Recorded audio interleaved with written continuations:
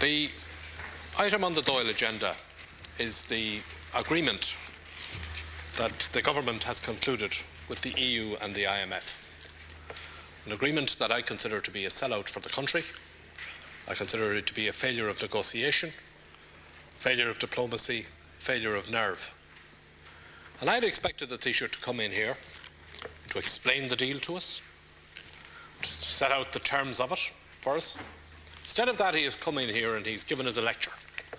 First of all, he tells us we are all to be responsible. We are not to conduct this as a political debate. We are to conduct it as a debate,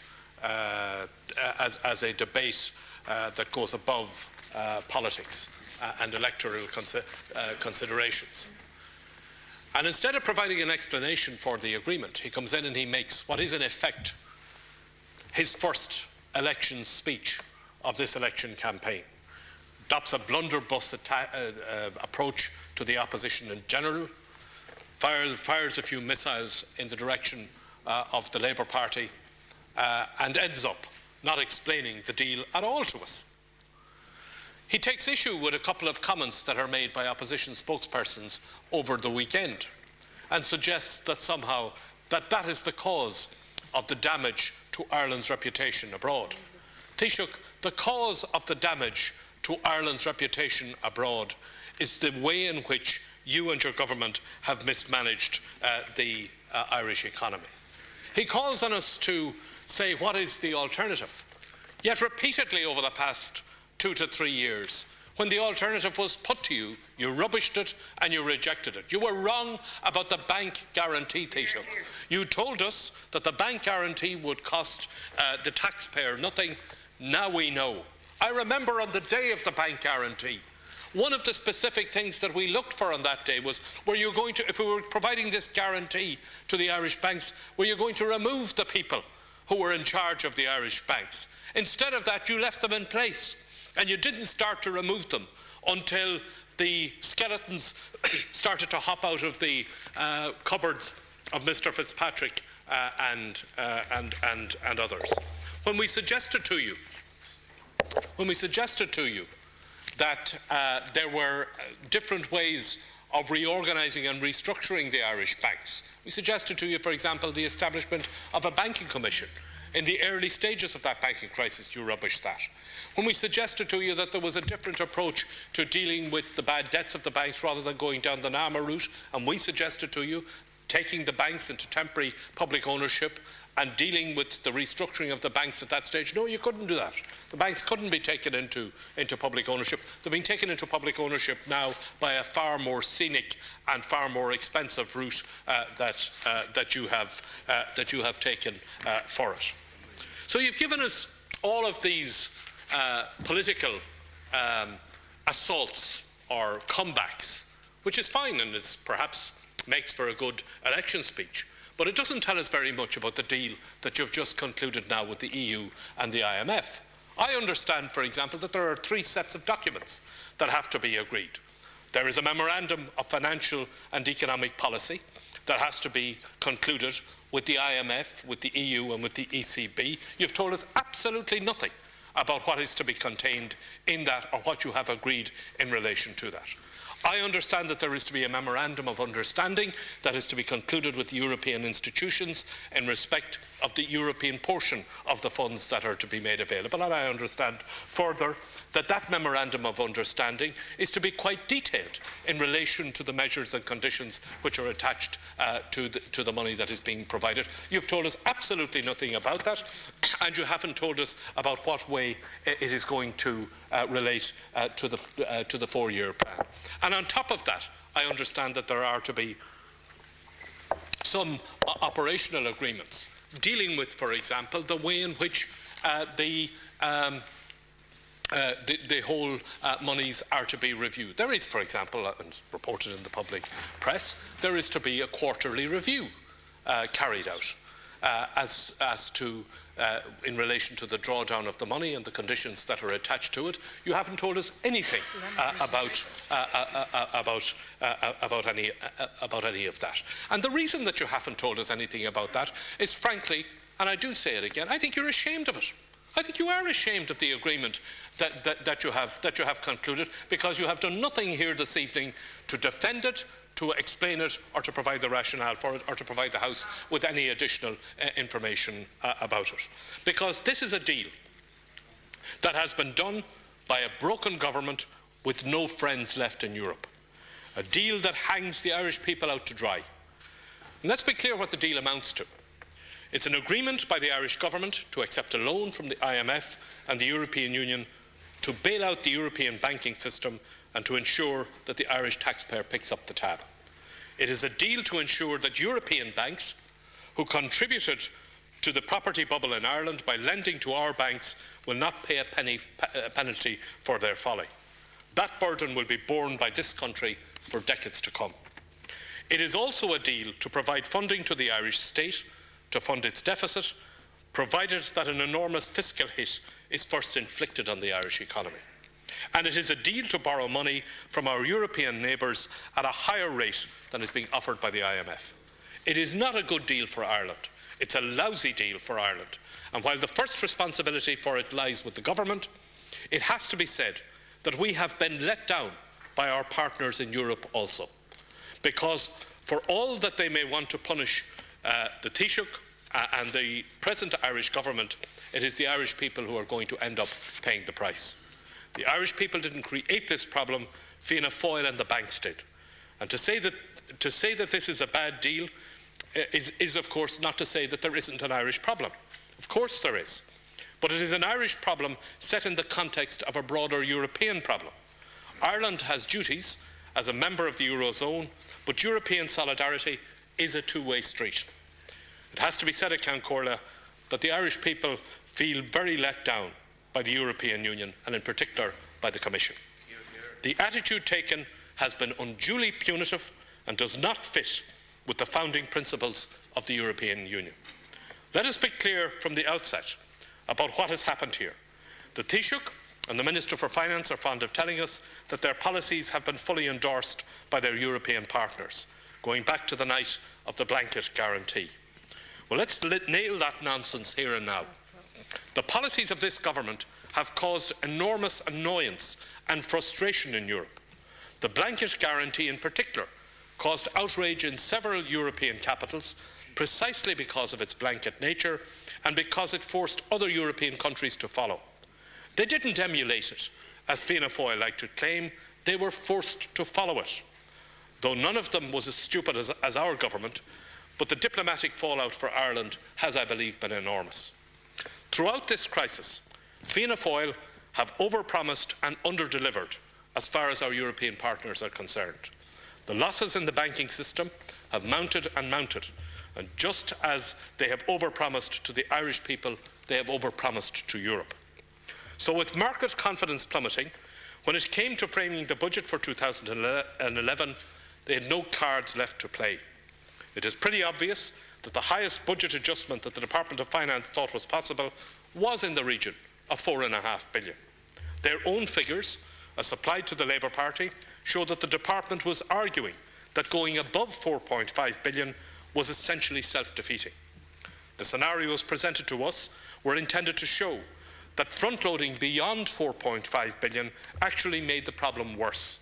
But the government caved in. In the last frantic attempt to convince the bond market to lend Ireland money, the government capitulated to the Commission and shifted the amount up to £6 billion. And then when that gambit failed, we were forced to call in the IMF and to apply to the Stabilisation Fund. And having announced £6 billion, they and the Commission would lose face if the amount was then going to be any less. It is striking that the European Commission, Economic Services and Commissioner Wren, while trenchantly demanding £6 billion adjustment, have taken the precaution of lowering their growth forecast for Irish GDP growth in 2011 to 0.9%. Having come to Dublin only 3 weeks ago to endorse the budget strategy and the government's forecast, they have now changed their tune. It is an admission, if admission were needed, that they do not regard growth in the Irish economy as a priority.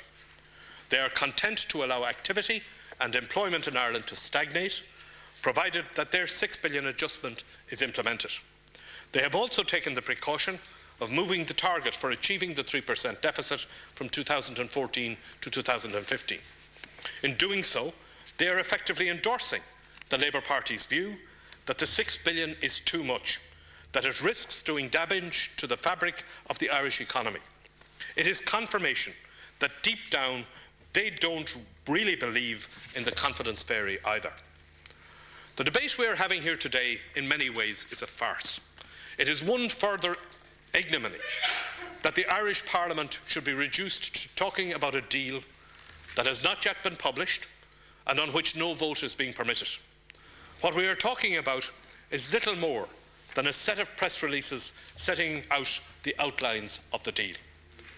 There is a lot that we don't have information about, particularly in relation to the banking system. We know that the Irish government is having to pump €10 billion into the banks, but we don't know about how it will be used.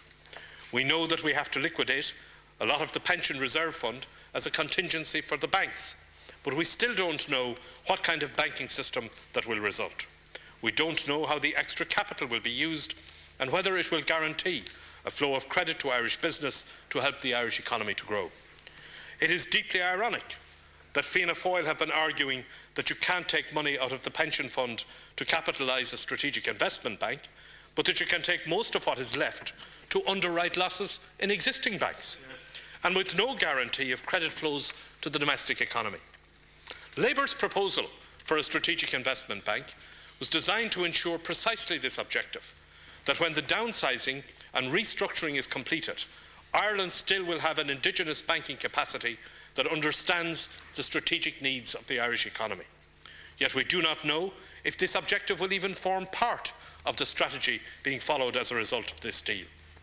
As we watch the pension reserve fund being cleared out for the banks, it is more than a little ironic to remember the hysterical reaction of Fianna Fáil, repeated here again today by the Taoiseach, that when Labour first suggested that it could be used to support investment in Ireland.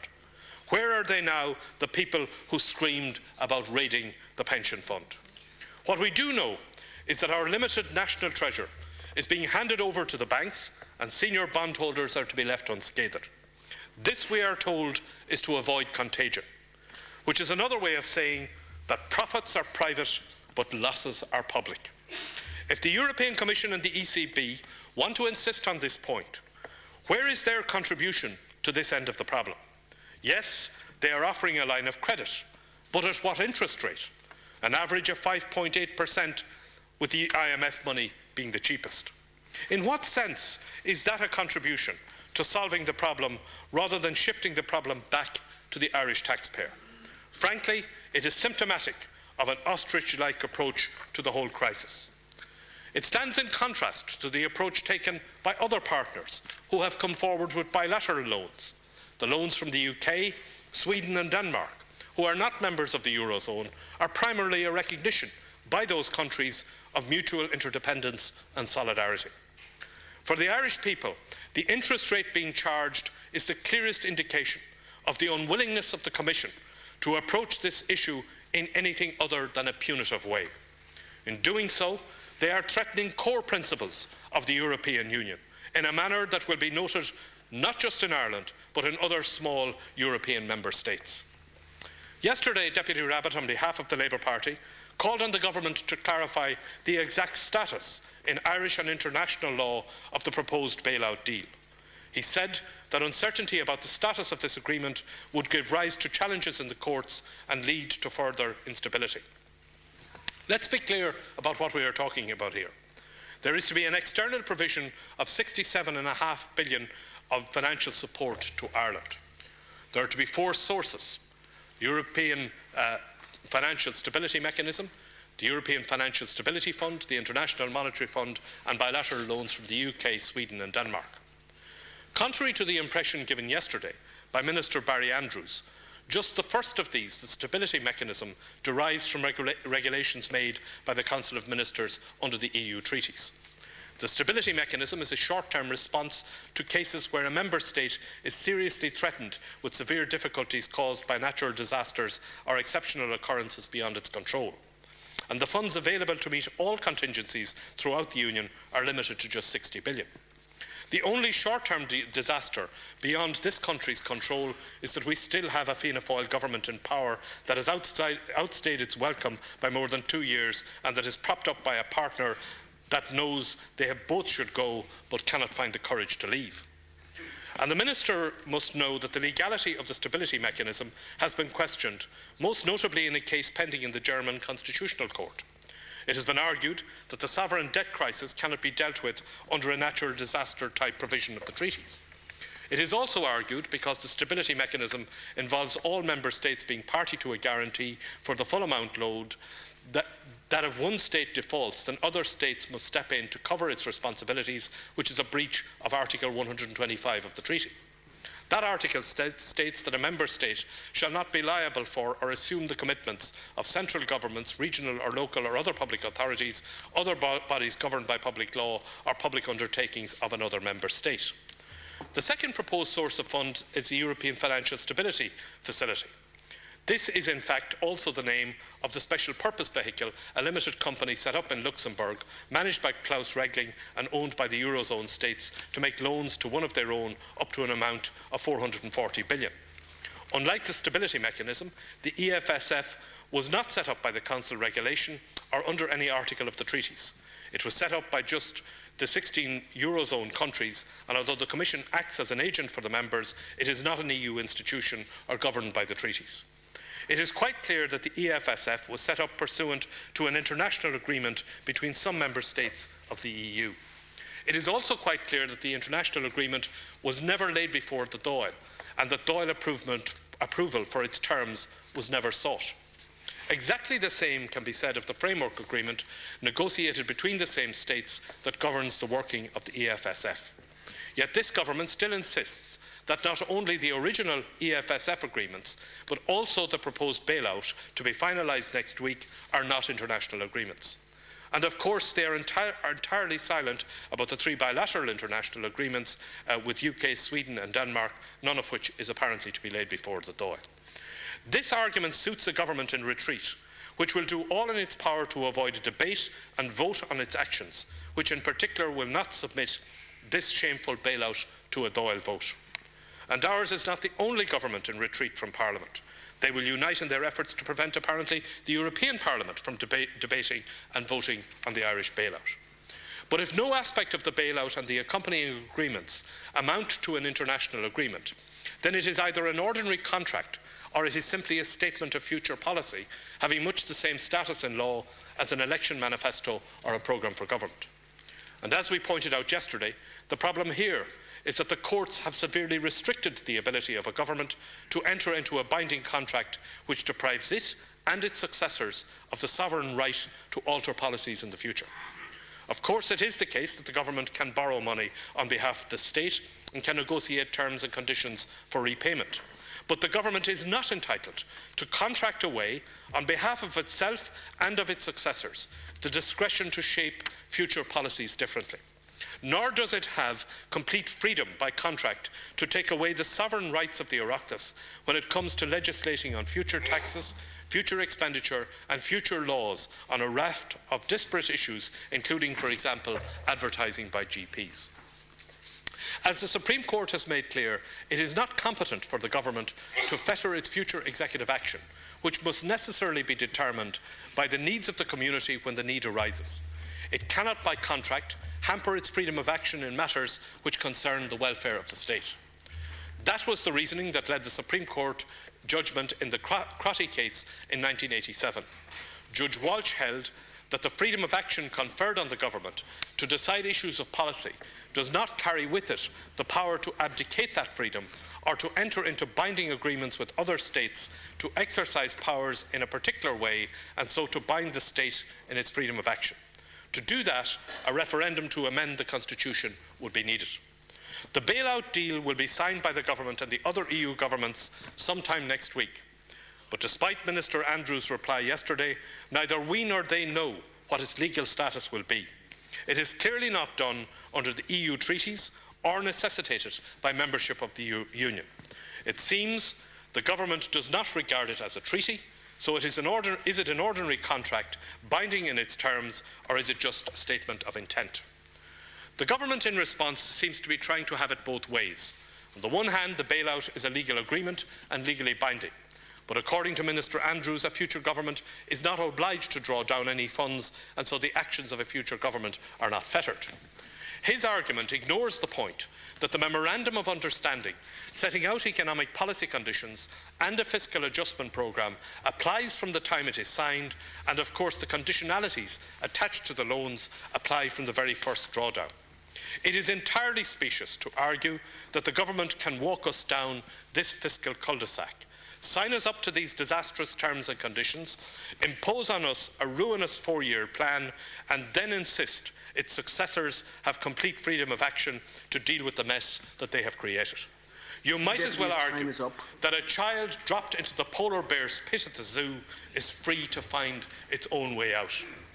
It may be that this is the best deal that Fianna Fáil can get, but it is not the best deal that Ireland can get. And that is something, obviously, that is going to have to be taken up and pursued by the government that I hope will succeed the present government sooner rather than later. Minister John